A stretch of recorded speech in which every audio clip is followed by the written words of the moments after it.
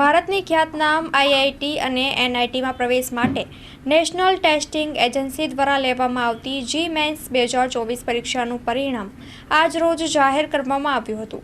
મારું નામ મેઘ પટેલ છે. હું નોલેજ હાઈસ્કૂલમાં પિનેકલ ડિવિઝનનો વિદ્યાર્થી છું. મારું જેઈ મેન્સમાં 98% રિઝલ્ટ આવ્યું છે. હું આનો શ્રેય હંમેશાથી મારા ટીચર્સને, ટીચિંગ સ્ટાફને અને પેરેન્ટ્સને આપવા માગીશ. આના માટે ડેફિનેટલી બહુ મહેનત કરી હતી મેં, અને આગળ બી હજી સેકન્ડ અટેમ્પમાં હું આનાથી વધારે સ્કોર કરવા માગું છું. એના માટે હું આનાથી વધારે મહેનત કરીશ, એ 100% ગેરંટી છે. JEE મેઇન્સ એક્ઝામ 2024નો જે ફર્સ્ટ એટેમ્પ્ટ જાન્યુઆરીમાં કન્ડક્ટ થયો, એનું NTA દ્વારા આજે વહેલી સવારે રિઝલ્ટ ડિક્લેર કરવામાં આવ્યું છે. લગભગ 12,31,000 વિદ્યાર્થીઓ પૂરા દેશમાંથી આ પરીક્ષા માટે રજીસ્ટર્ડ થયેલા.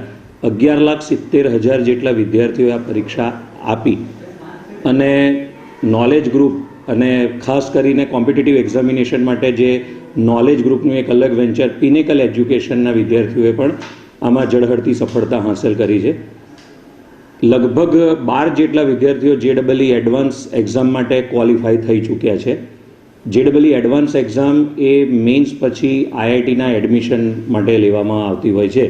નોલેજ ગ્રુપના 12 જેટલા વિદ્યાર્થીઓ આમાં ક્વોલિફાય થયા છે.